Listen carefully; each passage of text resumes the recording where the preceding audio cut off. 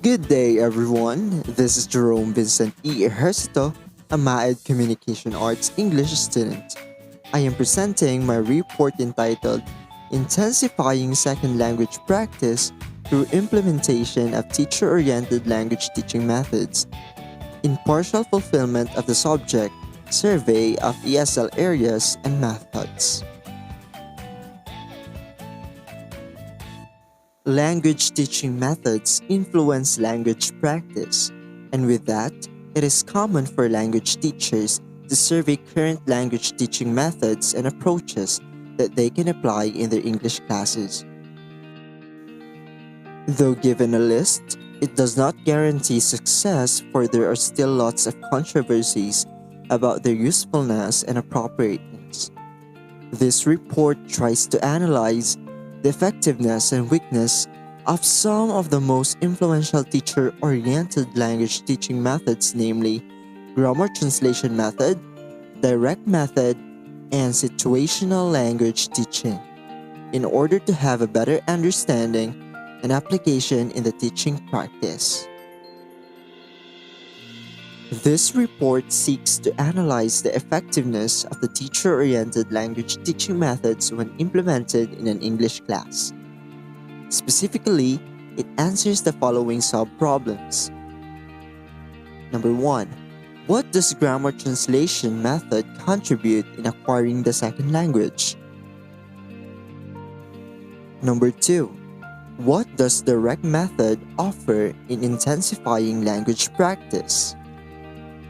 Lastly, how does situational language teaching differ from other teacher-oriented language teaching methods? Theoretically, this report may give valuable contribution to the implementation of language teaching methods in the English classes. Practically, this is expected to be valuable for English teachers. It may give them ideas for classroom activities that will enhance the language practice of each learner. Given 3 different teacher-oriented methods, teachers will be able to explore and choose the appropriate ones based on the needs of the learners. Besides, this discussion can be valuable to the English learners to further their skills in using the language. To make this report easier to understand, the following terms are defined operationally and/or lexically. Methodology. In this report, methodology is defined as a system of methods and principles in language teaching. It caters the needs of the learners in acquiring the second language. Translation. This refers to the process of transforming words or text from one language into another. It is used in this report as one great way of teaching the second language to the learners. Finally, second language. This is defined as the language that the learners acquire aside from their mother tongue. In this report, the described second language is English.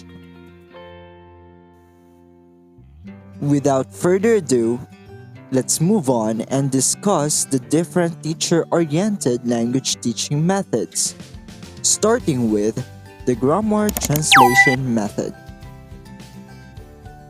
The goal of foreign language study is to learn a language, to read its literature, or to benefit from the mental discipline and intellectual development that result from foreign language study.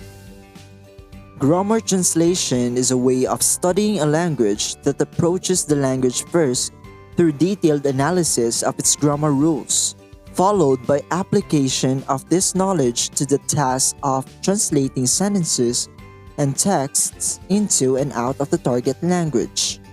It views language learning as consisting of little more than memorizing rules and facts, in order to understand and manipulate the morphology and syntax of the foreign language. This method was based on the approach used to teach classical languages. In fact, it is the oldest method of language teaching. It is derived from the classical method of teaching Greek and Latin. Since grammar translation method emphasizes the teaching of the second language grammar and its principal technique is translation from and into the target language, the main objectives of this method are to learn grammar rules and enrich the list of vocabulary. Here are the principles of grammar translation method by Richards and RODGERS, 1986. First, vocabulary selection is based solely on the reading texts used, and words are taught through bilingual word lists, dictionary study, and memorization. In a typical grammar translation text, the grammar rules are presented and illustrated. A list of vocabulary items are presented with their translation equivalents, and translation exercises are prescribed. Second, the sentence is the basic unit of teaching and language practice. Much of the lesson is devoted to translating sentences into and out of the target language, and it is this focus on sentence that is a distinctive feature of this method. According to Howitt, the focus on the sentence is an attempt to make language learning easier. Third, accuracy is emphasized. Students are expected to attain high standards in translation because of the high priority attached to meticulous standards of accuracy. Fourth, grammar is taught deductively. That is, by presentation and study of grammar rules, which are then practiced through translation exercises. In most grammar translation texts, a syllabus was followed for the sequencing of grammar points throughout the text, and there was an attempt to teach grammar in an organized and systematic way. Fifth, the student's native language is the medium of instruction. The student's native language is maintained as the reference system in the acquisition of the second language. It is used to explain new items and enable comparisons to be made between the foreign language and the student's native language. Lastly, in grammar translation method, reading and writing are the major focus. Little or no systematic attention is paid to listening or speaking. In grammar translation method, teachers are regarded as an authority and students are passive learners or receivers. This makes grammar translation method a teacher-oriented method. Teachers make commands and learners are expected to follow. With the principles of the grammar translation method, the following activities can be done in the classroom. First, you can ask the students to take 5 vocabulary words from their favorite song and then translate it into English. Second, in teaching a particular lesson in grammar, ask the students to memorize the rules and they should give their sentences as samples. Third, you can ask the students to take down their friend's conversation in their native language and then translate it into English. Fourth, you can ask students to write 10 verbs from the article assigned to them, and then they should give the synonyms and antonyms. And fifth, ask students to memorize at least 5 words per day in English and give their native language equivalent. The following are the strengths of grammar translation method.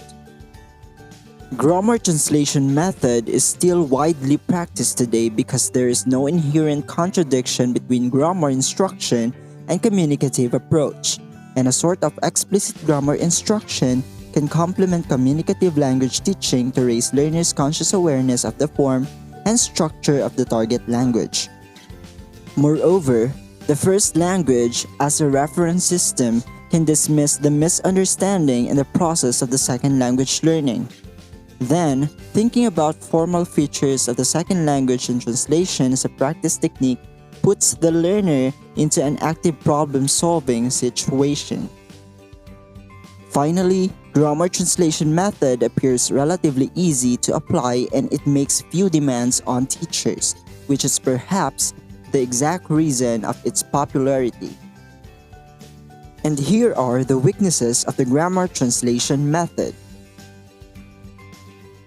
Some criticize that this method often creates frustration for students by a tedious experience of memorizing endless lists of unusable grammar rules and vocabulary. And the limitations of practice techniques never emancipate the learner from the dominance of the first language. Others say that this method pays little attention to the student's communicative competence. Another is that direct translation is widely regarded as an inefficient way of becoming fluent in any language.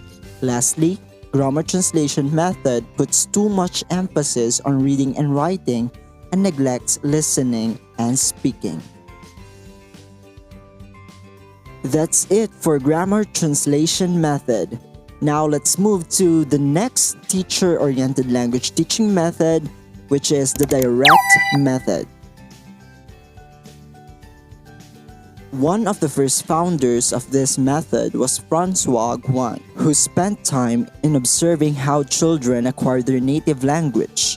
Based on his investigation, he implemented the same strategies to teach second languages. The direct method is a radical change from grammar translation method by the use of the target language as a means of instruction and communication in the language classroom, and by the avoidance of the use of the first language and of translation as a technique.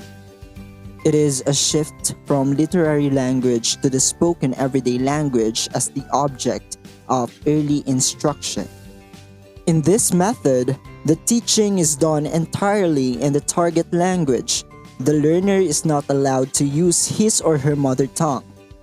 Grammar rules are avoided and there is emphasis on good pronunciation. This requires teachers who are native speakers or have native-like fluency in the foreign language they teach, but in practice, it is difficult to meet these requirements.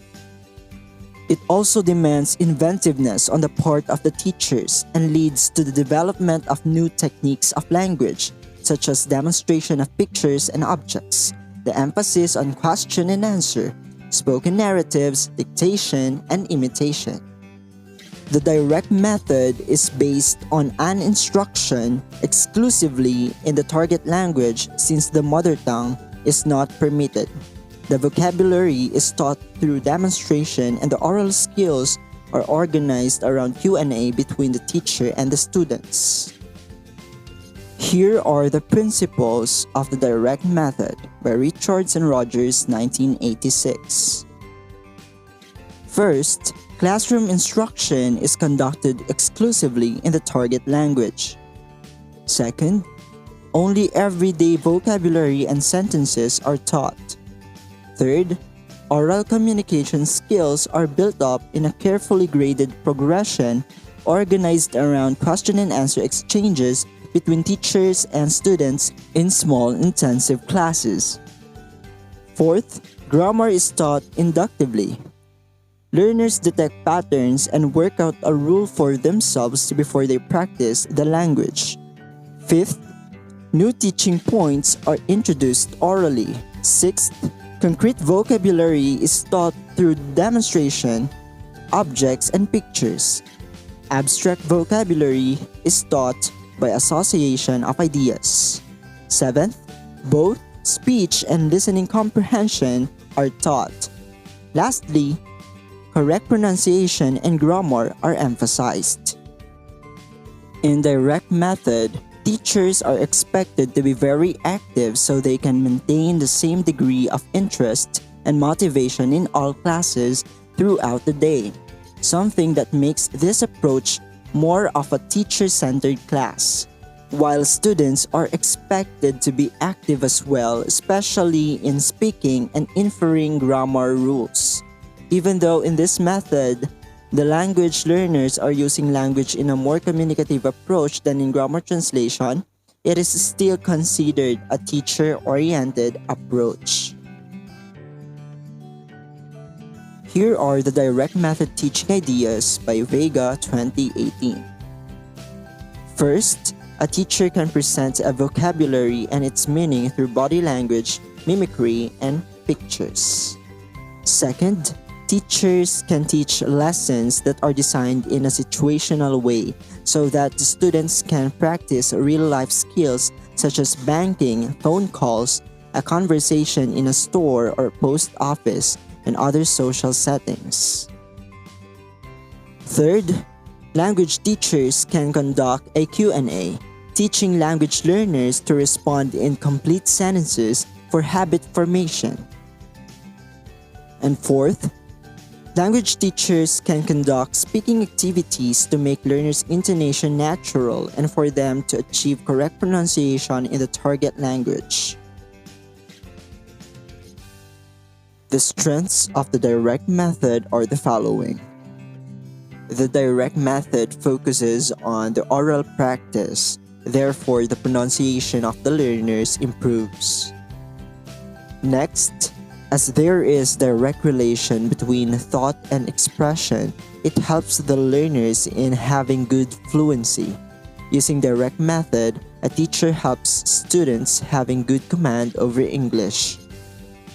Then, as the unit of speech in direct method is sentence, students learn to speak complete sentences without any hesitation. Finally, it makes teaching English easier and more pleasant. A teacher uses various images or pictures to illustrate his or her point.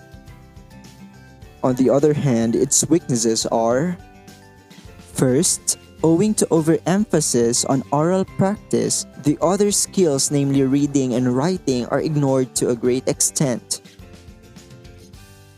Second, the background at home must also be foreign language friendly for this method.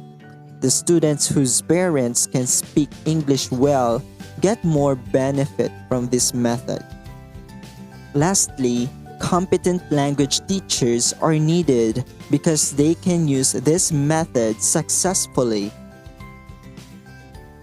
There you have it. Now we are done with the direct method. For our last teacher-oriented language teaching method, we have situational language teaching. Situational language teaching was called oral approach not until Hornby used the term situational approach in the title of an influential series of articles published in English language teaching in 1950. From then, structural situational approach and situational language teaching came to common usage.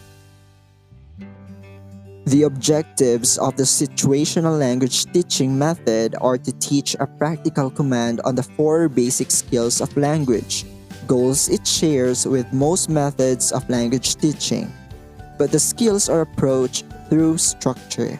Speech is regarded as the basis of language, and structure is viewed as being at the heart of speaking ability. The theory that knowledge of structures must be linked into situations in which they could be used gave situational language teaching one of its distinctive features. This may have reflected the functional trend in British linguistics since the 30s. Many British linguists had emphasized the close relationship between the structure of the language and the context and situations in which the language is used.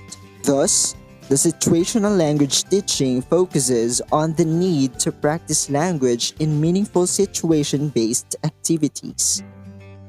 Accuracy in both pronunciation and grammar is regarded as crucial, and errors are to be avoided at all costs. Automatic control of basic structures and sentence patterns is fundamental to reading and writing skills, and this is achieved through speech. Here are the principles of situational language teaching. First, language learning is a habit formation. The fundamental is correct speech habits. The learners should be able to put the words without hesitation and almost without thought. into sentence patterns which are correct. Such speech habits can be cultivated by blind imitative drill. Second, the mistakes should always be avoided because they create bad habits among learners. Third, situational language teaching adopts an inductive approach to the teaching of grammar. The meaning of words or structures is not to be given through explanation in either the native tongue or the target language, but is to be induced from the way the form is used in a situation. Fourth, the language skill can be learnt more effectively if they are presented orally first. Situational language teaching begins with the spoken language, and materials are taught orally before presented in written form. Finally, the meaning of the words can be learnt only in a linguistic and cultural context. In situational language teaching, the teacher serves as a model. Then she becomes like the skillful conductor, while the learners are required simply to listen and repeat what the teacher says and respond to the questions and comments, especially in the initial stage. And here are the situational language teaching ideas. First, listening practice in which the teacher obtains his students' attention and repeats an example of the patterns or a word in isolation clearly, several times, probably saying it slowly at least once. Where is the pen? Separating the words. Choral imitation in which students all together or in large groups repeat what the teacher has said. This works best if the teacher gives a clear instruction like repeat or everybody and hand signals to mark time and stress. Finally, question and answer drilling, in which the teacher gets one student to ask a question and another to answer until most students in the class have practiced asking and answering the new question form. The strengths of situational language teaching are the following. First, the subject matter can be explained easily based on the situation or the social context. Second, it helps to introduce the vocabulary including the abstract one. Third, teaching becomes very effective, interesting, and alive instead of a burdensome process. Fourth, meaning is clearer and easier to understand, which facilitates the students in learning the language by heart. Of course, situational language teaching has weaknesses. First, teachers find it very difficult to present all the items in appropriate situations, and this forms an extra burden for teachers. Then, a teacher without that much of confidence and not sure about what he or she is teaching will experience difficulty. Finally, the learner has no control over the contents of the learning. Now we're done with the situational language teaching. Presented were just 3 of the teacher-oriented language teaching methods that are still relevant today. Individually, they have something to offer based on the needs of the learners in language learning. They have their own strengths and weaknesses which give language teachers ideas and information to explore in choosing the right and appropriate language teaching method to use. Though each has its distinctive features, similarities can also be seen in them, one of which is being teacher-oriented. Being in this model does not mean that it is not effective nor appropriate in language teaching, given that there is too much involvement of the teacher in the process. These methods can still be used at the present and can be integrated with other methods like the integration of grammar translation method and communicative language teaching. Another similarity is that they are the oldest language teaching methods in the field and that some question their usefulness and effectiveness. What people do not know is that the principles from a new method may have already been used before in other previous methods. In addition, it is relevant to know that the new method can take many strategies and techniques from the former and even from other previous methods. Regardless of the similarities and differences, all the discussed language teaching methods have a purpose, and that is to intensify second language practice among learners. Again, this is Jerome Vincent E. Ejercito. Thank you for watching.